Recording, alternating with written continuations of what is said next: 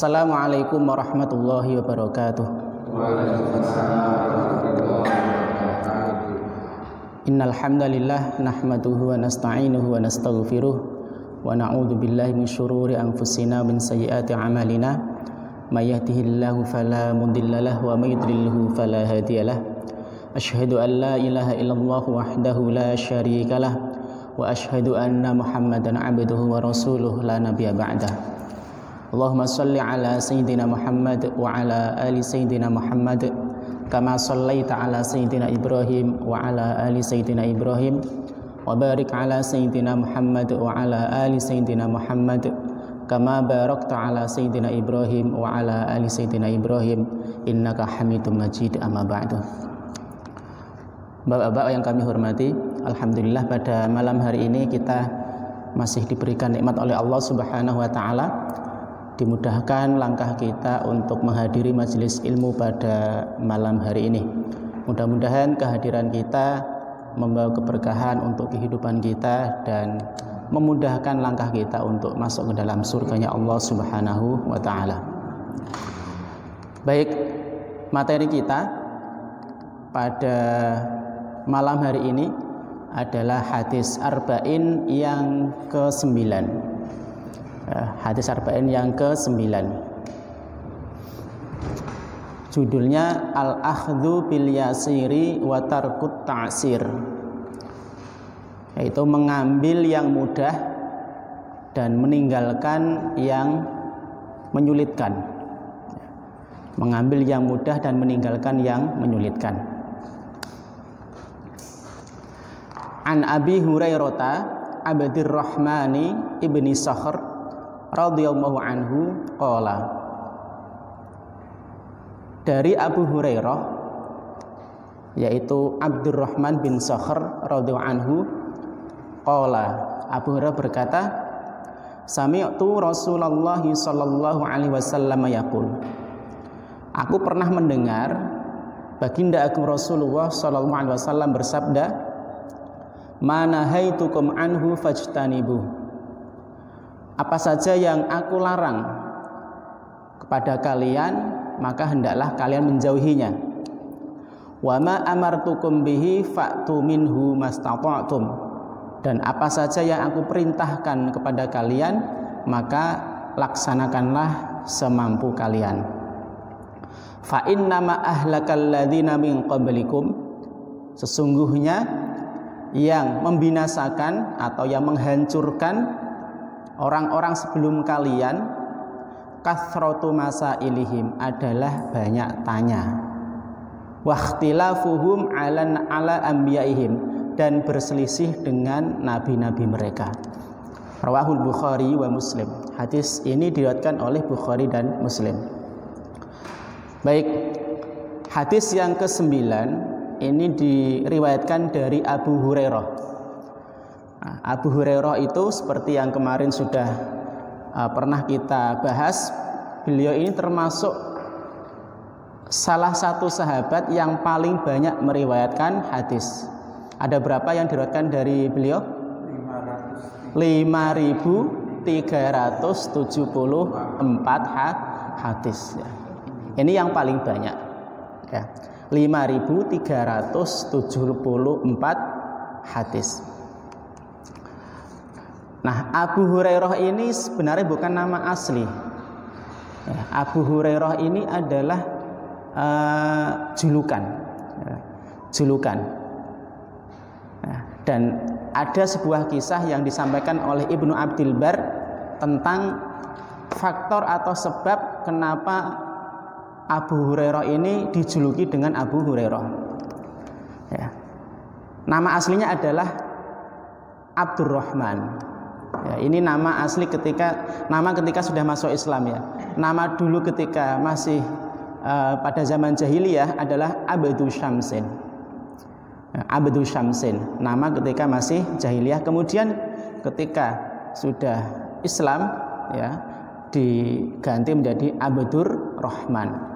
Nah, kenapa dijuluki dengan Abu Hurairah? Ya, jadi Abu Hurairah pernah mengatakan bahwa suatu ketika aku pernah ya, pernah membawa seekor kucing di kantongku, di kantong bajuku. Ya, jadi suatu ketika Abu Hurairah itu membawa kucing dikantongi. Ya. Kemudian dilihat oleh Nabi Shallallahu Alaihi Wasallam. Jadi Rasulullah melihatnya, maka kemudian beliau bertanya, "Ma hadhihi?" Apa ini? Kemudian Abdurrahman, ya, atau Abu Hurairah, ya, ini sebelum dijuluki Abu Hurairah berarti Abdurrahman, menjawab, "Hirratun, ini kucing ya Rasulullah." Ya. Faqala, kemudian Rasulullah bersabda, "Ya Abu Hurairah," ya, wahai Abu Hurairah. Nah, ini kronologis, ya, kenapa Abdurrahman ini dijuluki dengan Abu Hurairah. Ya, jadi membawa kucing dikantongi, ya. Kemudian dilihat Rasulullah, ditanya, "Apa ini?" Dijawab oleh Abdurrahman, "Hirratun," seekor kucing. Nah, kemudian dijawab oleh Rasulullah, "Ya Aba Hurairah," wahai Abu Hurairah. Nah, ini sekilas tentang Abu Hurairah. Ini merupakan hadis yang sangat penting, ya. Jadi para ulama itu menyampaikan bahwa hadis ini adalah hadis yang sangat penting, yang layak untuk dihafalkan dan dikaji. Ya, hadis yang sangat penting yang layak untuk dihafalkan dan dikaji. Ya, di dalamnya, ya, ada kaidah-kaidah dalam agama dan rukun Islam. Ya, maka hadis ini layak untuk dihafalkan dan dikaji. Bapak-bapak yang dirahmati Allah Subhanahu wa taala, hadis ini muncul karena suatu sebab. Jadi kalau dalam hadis itu ada istilah sababul wurud, sebab munculnya hadis. Kalau Al-Qur'an namanya sababun nuzul, sebab turunnya ayat, ya. Nah, hadis ini memiliki kronologis atau sebab munculnya. Ya. Sebab munculnya adalah sebagaimana yang diriwayatkan oleh Imam Muslim dalam kitab Sahihnya dari Abu Hurairah radhiyallahu anhu. Dia berkata, suatu ketika Rasulullah itu pernah berkhutbah kepada kami, berkhutbah di hadapan kami. Beliau menyampaikan sebuah khutbah, "Ya ayuhan nas, wahai sekalian manusia, qad faradallahu alaikumul hajja fahajju." Sungguh Allah telah mewajibkan kepada kalian haji, maka hendaklah kalian berhaji. Kemudian mendengar sabda ini, ada seorang laki-laki yang bertanya, "Akulla amin ya Rasulullah?" Apakah kewajiban haji itu tiap tahun ya Rasulullah? Nah, Rasulullah mendengar pertanyaan ini diam. Fasakata, beliau diam. Kemudian si penanya tadi itu sampai mengulangi 3 kali dengan pertanyaan yang sama. Apakah diwajibkan setiap tahun ya Rasulullah? Ya. Faqala Rasulullah sallallahu alaihi wasallam, maka kemudian Rasulullah bersabda, "Lau qultu na'am la wajabat." Seandainya aku jawab iya, maka niscaya haji itu diwajibkan pada kalian tiap tahun. Wala mastata'tum, dan kalian tidak akan mampu. Ya. Tsumma qala, kemudian beliau bersabda, "Dzaruni ma taraktukum." Biarkanlah apa yang saya diamkan. Fa innama halaka man kana qablakum bikathrati su'alihim wa ikhtilafihim ala anbiya'ihim. Sesungguhnya yang menyebabkan kerusakan umat sebelum kalian itu adalah mereka itu banyak tanya dan menyelisihi nabi-nabi mereka. Fa idza amartukum bi syai'in, maka ketika aku merintahkan sesuatu kepada kalian, fa'tu minhu mastata'tum, maka lakukanlah semampu kalian. Wa idza nahaitukum an syai'in fada'uhu, dan ketika aku melarang sesuatu kepada kalian, maka tinggalkanlah itu. Nah, ini kronologis dari hadis yang ke-9 tadi yang diriwayatkan dari Abu Hurairah. Nah, laki-laki yang bertanya tadi itu ternyata adalah Aqra' bin Habis, ya. Aqra' bin Habis. Bapak-bapak yang dirahmati Allah Subhanahu wa taala, ada beberapa hal yang terdapat dalam hadis tadi. Ada beberapa kandungan yang terdapat dalam hadis ini. Di antaranya adalah bahwa larangan dalam Al-Qur'anul Karim dan hadis Rasulullah Shallallahu Alaihi Wasallam itu memiliki banyak makna. Jadi ketika ada larangan, baik itu dalam Al-Quran atau hadis, itu memiliki banyak arti. Ya, tidak semua larangan itu memiliki arti haram. Ya. Paling tidak di sini disebutkan oleh para ulama bahwa larangan yang terdapat dalam Al-Quran atau hadis itu memiliki, yang pertama adalah larangan yang bersifat haram. Larangan yang bersifat haram. Ya. Ini adalah apa saja yang dilarang oleh Allah Subhanahu wa taala melalui lisan Rasulullah Shallallahu Alaihi Wasallam, dan ada dalil-dalil yang menunjukkan bahwa larangan tersebut mengarah pada keharaman. Ya, mengarah pada keharaman. Maka kalau sudah seperti itu, kita wajib meninggalkan itu, meninggalkan larangan tadi. Seandainya kita lakukan, maka kita akan mendapatkan sanksi atau hukuman dari Allah Subhanahu wa taala. Ya.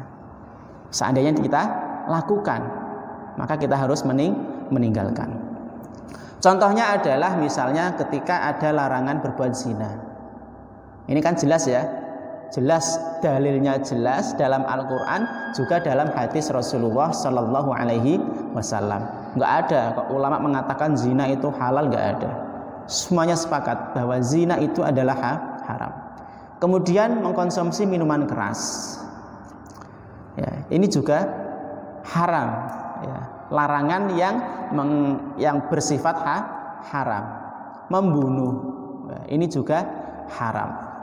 Nah, larangan-larangan ini, ya, larangan-larangan ini wajib kita jauhi, ya. Jadi harus kita tinggalkan, tidak boleh kita lakukan.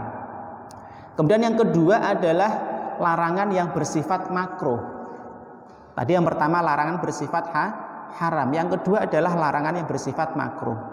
Jadi terkadang ada, ya, secara teks itu sebuah larangan, tapi itu tidak menunjukkan atau tidak mengarah pada keharaman, tapi adalah makruh. Ya. Makruh. Contohnya,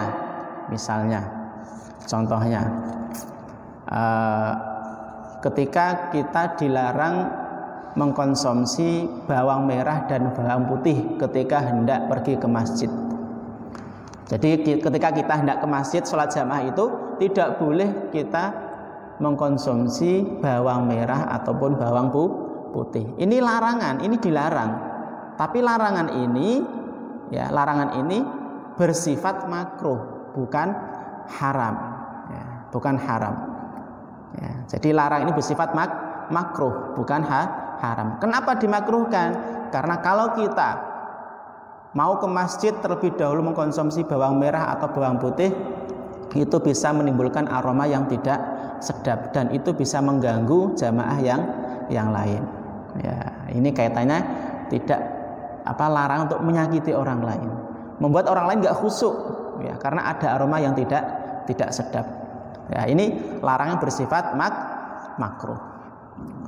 Bapak-bapak yang dirahmati Allah Subhanahu wa taala. Nah, berkaitan dengan yang makruh ini, ya, ini tidak haram tapi makruh, ya. Kalau dilakukan, artinya kalau dilakukan itu tidak menyebabkan sanksi dari Allah Subhanahu wa taala atau hukuman dari Allah Subhanahu wa taala. Akan tetapi lebih baik ditinggalkan. Ya, meskipun tidak haram. Ya, lebih baik ditinggalkan. Kemudian di antara kandungan dalam hadis tadi juga bahwa apa saja yang dilarang oleh Allah Subhanahu wa taala, yang haram dilakukan itu kita wajib menjauhinya. Ya, secara total. Perbuatan zina, mengkonsumsi minuman keras, ya. Kemudian apalagi tadi? Membunuh, ya, durhaka kepada orang tua, ya, dan lain sebagainya. Ini harus kita tinggalkan. Nah, Tapi terkadang itu ada kondisi-kondisi tertentu yang menyebabkan kita itu dalam keadaan darurat. Dalam keadaan darurat. Maka dari sinilah kemudian para ulama itu membuat satu kaidah dalam fikih atau kaidah fikhiyah yang berbunyi ad-daruratu tubihul mahdzurat. Jadi kondisi-kondisi darurat itu bisa membolehkan untuk melakukan hal-hal yang dilarang oleh Allah Subhanahu wa taala dalam kondisi darurat. Contohnya misalnya ketika kita sedang safar, perjalanan jauh, kemudian di tengah jalan itu kita kehabisan makanan, tidak ada yang dimintai, nggak ada yang bisa dimintai tolong, nggak punya uang, uangnya habis, uangnya habis. Yang ada di situ hanya bangkai ayam misalnya, adanya bangkai ayam di situ. Padahal kita sangat lapar. Seandainya kita tidak memakan daging ayam ini, kita akan mati. Nah, dalam kondisi darurat seperti ini, kita dibolehkan mengkonsumsi daging ayam tadi. Kita dibolehkan mengkonsumsi daging ayam tadi. Berdasarkan kaidah tadi, ad-daruratu tubihul mahdzurat. Kondisi-kondisi darurat itu membolehkan melakukan hal-hal yang dilarang oleh Allah Subhanahu wa taala. Karena kondisinya darurat. Seandainya kita nggak makan, kita akan mati. Maka kita dalam kondisi seperti itu, kita dibolehkan mengkonsumsi daging bangkai ayam tadi. Yang aslinya hukumnya adalah haram. Tapi karena kita kondisi darurat, kita dibolehkan.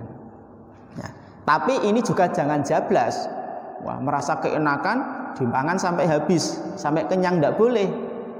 Bolehnya seperlunya saja. Bolehnya seperlunya saja. Maka ada kaidah lain yang membatasi. Ada kaidah lain yang membatasi, yaitu yang berbunyi ad-daruratu tuqaddaru biqadriha. Bahwa keadaan darurat itu disesuaikan dengan kadar kebutuhannya.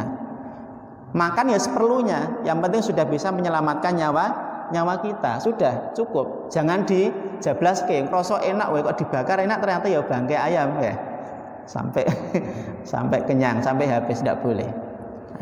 Kenapa? Karena ad-daruratu tuqaddaru biqadriha. Jadi keadaan darurat itu disesuaikan kadar kebutuhannya. Kalau keadaan daruratnya sudah hilang, artinya sudah bisa menyelamatkan nyawa kita, ya udah, jangan dimakan lagi. Jangan dilanjutkan, berhenti sampai di situ. Nah, dan masih banyak contoh-contoh yang lain. Jadi terkadang kita ada orang yang dalam kondisi seperti itu, kondisi darurat. Dia mau tidak mau harus makan bangkai. Kalau tidak mau, pilihannya dua, makan bangkai atau mati, seperti itu. Maka saat kondisi seperti itu dibolehkan untuk mengkonsumsi bangkai tersebut. Bapak yang dirahmati Allah Subhanahu wa taala. Kemudian kalau tadi larangan sekarang perintah. Perintah. Kata perintah atau amar dalam Al-Qur'anul Karim dan sunnah Rasulullah Sallallahu Alaihi Wasallam ini juga memiliki banyak makna. Kalau tadi larangan, sekarang perintah. Dan pada asalnya, setiap perintah itu berarti permintaan. Bisa jadi permintaan ini sifatnya wajib, bisa jadi sifatnya sunnah. Bisa jadi wajib, bisa jadi sunnah. Nah, yang pertama adalah perintah yang bersifat wajib. Yang bersifat wajib. Ini adalah apa saja yang diperintahkan oleh Allah Subhanahu wa taala melalui lisan nabinya sallallahu alaihi wasallam kepada umat Islam. Dan ada dalil-dalil yang menunjukkan bahwa perintah tadi itu menunjukkan wajib dilakukan. Wajib dilakukan. Seandainya itu ditinggalkan, maka bisa mendatangkan sanksi dari Allah Subhanahu wa ta'ala. Kalau dilakukan akan mendatangkan pahala. Inilah yang disebut dengan wajib.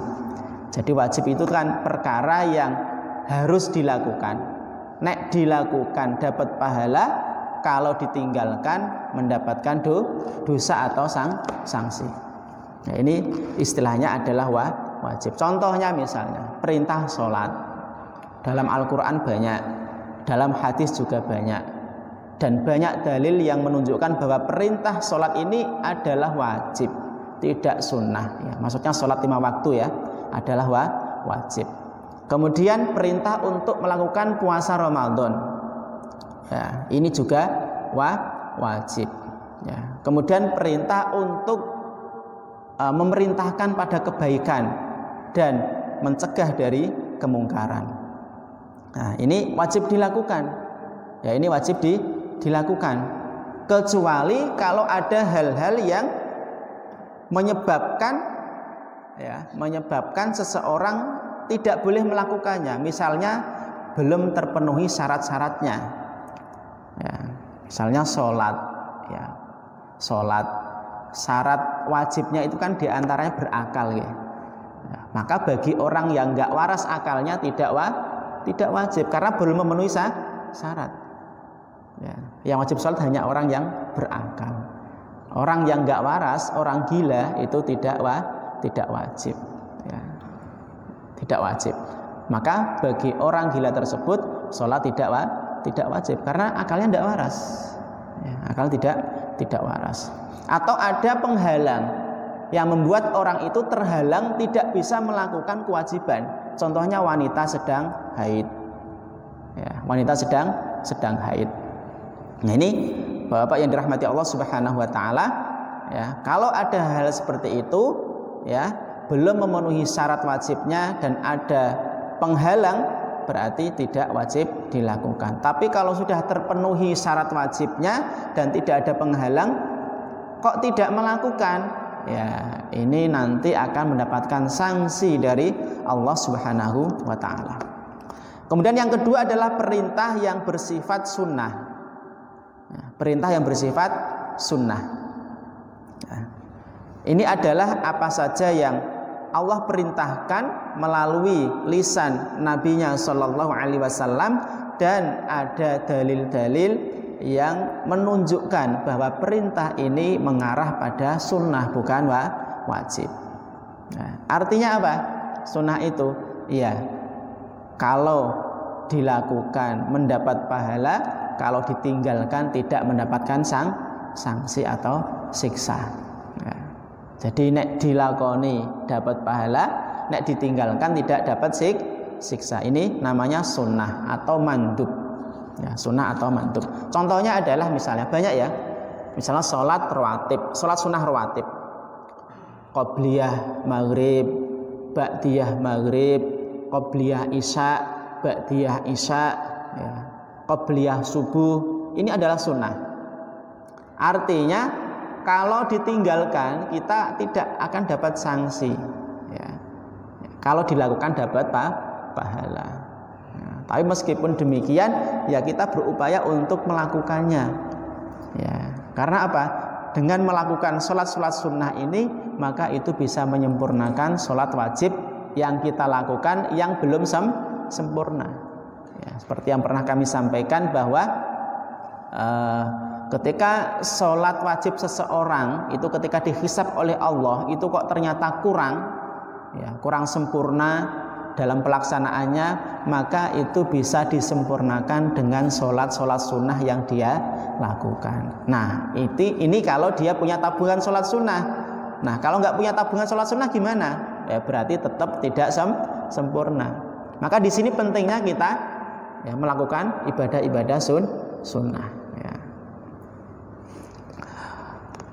Bapak-bapak yang dirahmati Allah Subhanahu wa taala. Kemudian Allah Subhanahu wa taala ya, syariat kita ya, syariat Islam itu bertujuan untuk mewujudkan kebahagiaan bagi manusia, baik di dunia maupun di akhirat. Maka kita banyak mendapati bahwa syariat Islam itu datang dengan membawa kemudahan bagi pemeluknya, bagi umatnya, dan menghilangkan kesulitan bagi umatnya. Sebagaimana firman Allah Subhanahu wa taala dalam surat Al-Baqarah ayat 185, yuridu Allahu bikumul yusra wa la yuridu bikumul usra.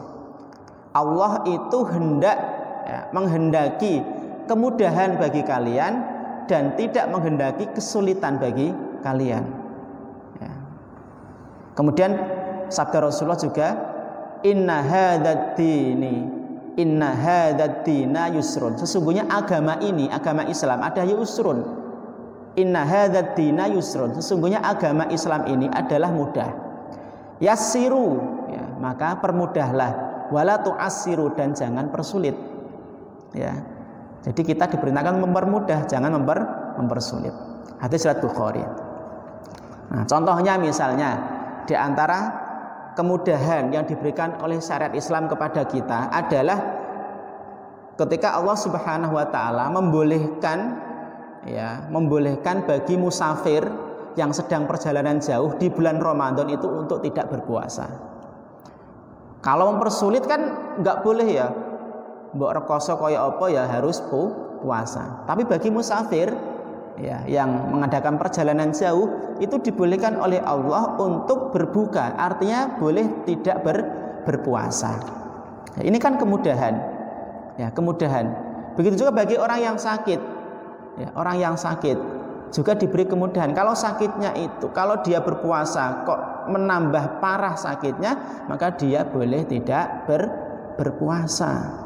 Nah, ini kemudahan yang diberikan oleh Islam. Juga ketika dibolehkan mengqashar dan menjamak sholat bagi musafir. Nah, ini semua adalah contoh-contoh kemudahan, taisir, ya, memudahkan Islam itu, ya, tidak taksir, tidak menyulitkan umatnya. Ya, maka dalam sebuah kaidah para ulama itu buat satu kaidah yang berbunyi al-masyaqqatu tajlibut taisiro, bahwa kesulitan, kesukaran itu bisa mendatangkan kemudahan. Artinya apa? Ketika kita dalam kondisi sulit, kondisi berat, ya, itu kita dapat kemudahan-kemudahan dari syariat Islam. Contohnya tadi, ya, perjalanan jauh, ya, nek poso itu bisa membuat kita berat, kita diberi kemudahan untuk boleh tidak berpuasa. Nah, ini indahnya Islam seperti itu. Ya, jadi indahnya Islam seperti itu. Bapak-bapak yang dirahmati Allah Subhanahu wa taala, kemudian batasan-batasan kesulitan yang bisa mendatangkan kemudahan. Jadi kesulitan ini juga ada batasannya. Karena kalau nggak dibatasi, maka nanti kita akan menjadi manja. Merasa sulit sedikit, ya, merasa sudah dapat kemudahan. Padahal ada batasan-batasannya. Maka di sini para ulama kemudian memberikan batasan-batasan terhadap kesulitan apa saja yang bisa mendatangkan kemudahan atau rukhsah, ya, bahasanya dalam istilah fikih. Nah, yang pertama adalah kesulitan-kesulitan yang selalu menyertai pelaksanaan kewajiban. Jadi ada kesulitan-kesulitan, kesukaran-kesukaran yang itu menyertai, ya, selalu menyertai pelaksanaan kewajiban, karena merupakan tabiat dari kewajiban tadi yang melekat, ya, yang melekat. Contohnya misalnya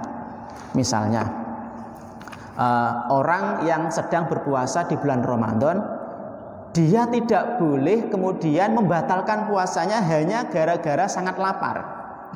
Karena rasa lapar itu memang tabiat orang yang puasa, artinya menyertai orang puasa lapar. Namanya orang puasa kan lapar. Maka nggak boleh jadikan alasan, ini saya merasa sulit, lapar banget, akhirnya membatalkan. Ini tidak boleh. Karena apa? Karena masyaqqah atau kesulitan, ya, yang berupa lapar bagi orang yang puasa itu memang, ya, sudah nggak bisa dipisahkan, ya. Namanya orang puasa kan pastilah lapar. Nah, hal seperti ini tidak boleh. Artinya apa? Berarti kalau ada orang yang puasa, dia tidak boleh membatalkan puasanya hanya gara-gara dia merasa lapar. Ya, ini harus kita pahami. Jangan sampai kemudian jadi alasan, loh katanya kan kesulitan bisa mendatangkan kemudahan. Berarti kalau saya lapar, berarti boleh berbuka. Ya, ini anggapan yang keliru. Nah, jadi kita harus tahu batasan-batasannya.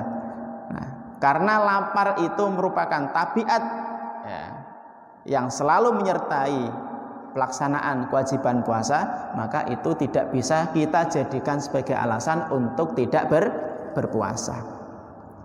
Nah, kemudian haji juga sama. Ada orang yang sudah wajib haji, dia mampu secara materi dan fisik mampu, tapi kemudian nggak mau melakukannya hanya gara-gara wah haji nanti kalau perjalanan jauh itu membuat saya berat.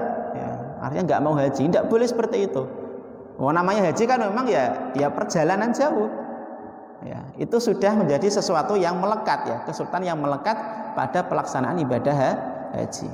Nah, ini juga tidak boleh dijadikan alasan bagi orang tersebut untuk kemudian tidak berhaji, padahal dia sudah memiliki kemampuan secara finansial dan secara fisik.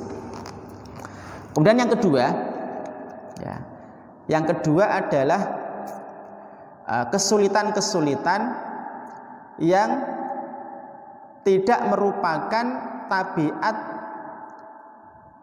kewajiban, yang tidak merupakan tabiat pelaksanaan kewajiban.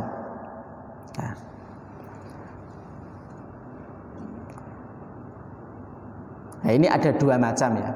Ada dua macam. Yang pertama adalah kesulitan yang istilah sederhana, remeh. Contohnya misalnya pas Ramadan flu. Orang flu ketika puasa itu kira-kira sulit apa enggak itu? Sulit, tapi kan sederhana ya. Sederhana. Nah, ini nggak bisa jadikan alasan kemudian dia tidak berpuasa. Karena itu sederhana. Sederhana. Maka amannya ya, biar kita tidak mudah untuk menganggap itu sebagai rukhsah atau keringanan, amannya adalah ketika kita sakit itu kita konsultasi dengan dokter yang ahli. Biar dokter yang menilai apakah kita itu layak nggak puasa atau tidak. Karena kalau yang menilai kita ya pilih penae. Batuk-batuk sedikit, wah nggak puasa. Sesuk ganti pilek ya, sesuk ganti apa meneh ya, ora puasa terus ya. Ya ini tidak boleh. Ya, ini masyaqqah kesulitan tapi yang sederhana. Maka tidak boleh jadikan alasan untuk tidak melakukan kewajiban. Nah, kemudian yang kedua adalah kesulitan yang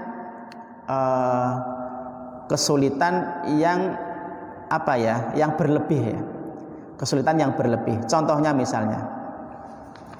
misalnya ada orang yang sebenarnya dia mampu haji ya, secara finansial mampu, secara fisik mampu, tapi kondisinya itu tidak mendukung.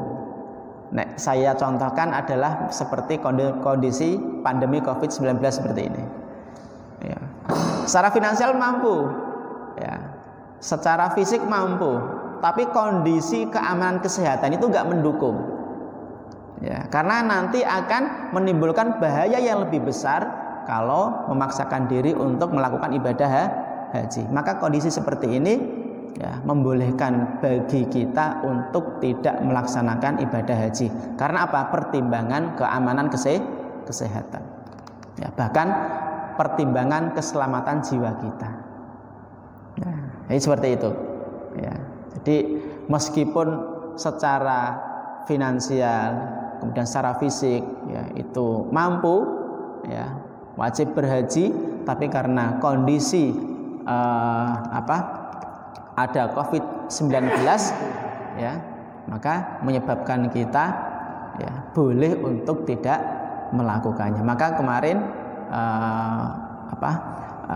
kerajaan Saudi Arabia ya memberlakukan ya, tidak membolehkan ya, kecuali orang-orang tertentu saja yang dibolehkan untuk melaksanakan ibadah haji. Ini dalam rangka untuk hifdzun nafsi. Ya, kemarin sudah kita sampaikan ya, bahwa di antara tujuan utama syariat Islam itu adalah hifdzun nafsi, untuk menjaga jiwa, ya, menjaga nyawa. Nah, ini penting juga. Bapak-bapak yang dirahmati Allah Subhanahu wa taala, kemudian yang perlu kami sampaikan lagi bahwa di antara kandungan yang ada dalam hadis tadi ya, disebutkan penyebab kehancuran umat terdahulu. Ya, penyebab kehancuran umat terdahulu. Ada dua hal yang menyebabkan kehancuran atau kebinasaan umat terdahulu. Yang pertama adalah kathratus su'al, banyak tanya, KKN tekon, ya, banyak tanya. Ya. Yang kedua adalah adamul tilzami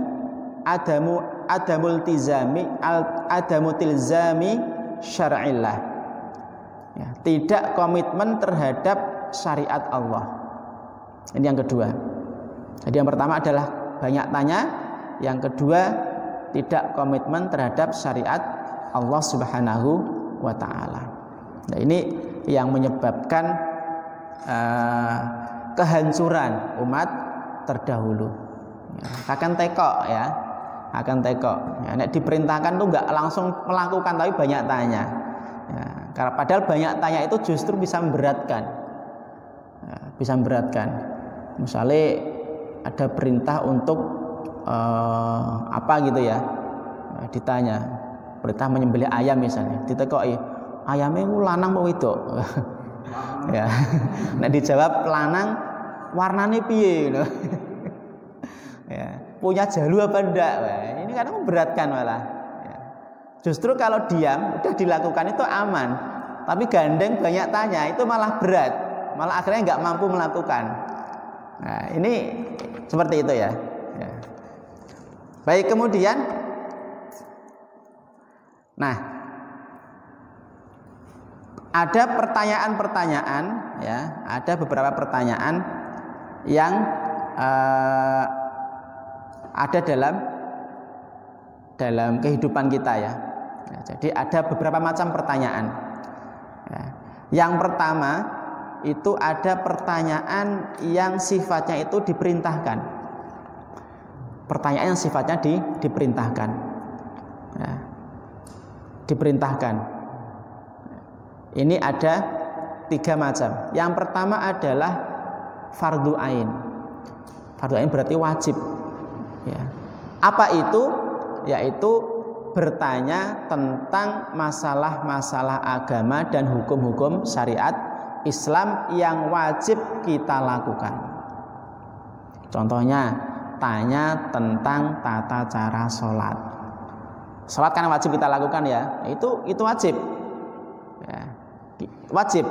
Nek gak ngerti wajib tekok, wajib tanya. Gak boleh meneng wae. Ya. Orang ngerti kok meneng wae gak bisa sholat. Ya. Kemudian contohnya lagi, bertanya tentang wudu, hukum wudu atau tata cara wudu. Ini juga sama.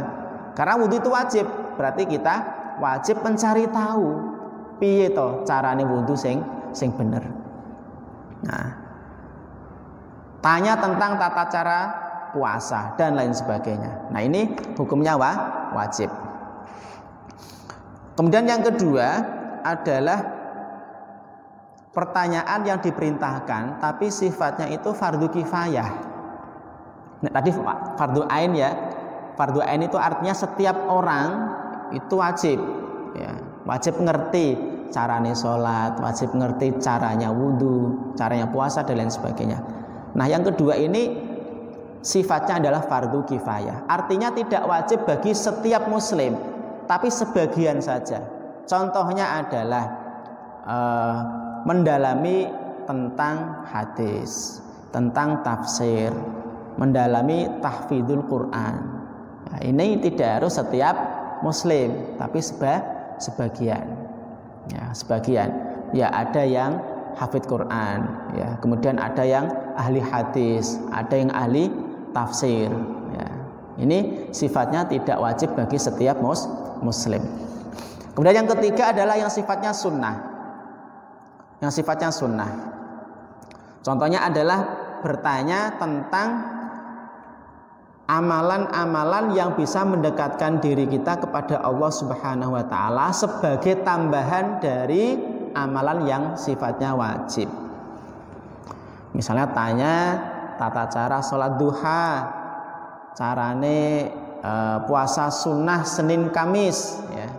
Caranya puasa tengah bulan, ya, ini sunnah, ya, sunnah. Ya. Nah ini hukumnya sunnah. Nah, Bapak yang dirahmati Allah Subhanahu Wa Taala, jadi ada pertanyaan-pertanyaan yang sifatnya itu diperintahkan, ya, diperintahkan. Tadi ada yang fardu ain, fardu kifayah, ada yang sunnah. Kemudian yang kedua, pertanyaan yang dilarang. Nah, pertanyaan dilarang. Orang-orang ditekokke. Contohnya apa? Ya, menanyakan hal-hal yang dirahasiakan oleh Allah kepada hambanya, yang mana Allah sudah menegaskan bahwa yang tahu itu hanya Allah Subhanahu Wa Taala. Ya, jadi menanyakan hal-hal yang disembunyikan oleh Allah terhadap hambanya, dan tidak ada yang mengetahuinya kecuali Allah Subhanahu Wa Taala. Contohnya misalnya gini, ada orang tanya, Ustadz, kapan tanggal terjadinya hari kiamat? Atau kapan toh hari terjadinya kiamat itu kapan? Ya, ini tidak boleh, karena masalah kiamat itu yang tahu hanya Allah Subhanahu Wa Taala. Ya. Kalau tanyanya gini, Ustadz, apa toh tanda-tanda kiamat? Ini boleh. Tapi kalau tanyanya, Ustadz, tanggal berapa toh kiamat itu? Nah, ini tidak boleh. Ya. Tidak boleh. Karena apa? Tentang kiamat itu yang tahu adalah Allah Subhanahu Wa Taala. Nah, ini tanya-tanya hal seperti ini hukumnya haram, tidak boleh dilakukan. Nah, atau tanya tentang rahasia qada qadarnya Allah Subhanahu Wa Taala. Tanya, Ustaz, kira-kira saya itu tanggal berapa ya matinya ya? Kematian itu kan takdir dari Allah ya, kok ditekokke ya? Nah, ini tidak boleh. Ya, tidak boleh. Ya. Ya. Bapak yang dirahmati Allah Subhanahu Wa Taala, ini terkait dengan pertanyaan ya. Nah, kalau para sahabat terdahulu radhiyallahu anhum itu mereka bertanya kepada Rasulullah itu dalam rangka untuk mengamalkan. Ya, dalam rangka untuk mengamalkan. Jadi mereka itu tanya bukan asal tanya. Tanya tapi dalam rangka untuk diamalkan. Nah, sekarang itu kan kadang beda ya. Kadang tanya itu macam-macam. Ada yang dalam rangka ngetes ustadznya ya ada. Sengaja pertanyaan yang sulit ya.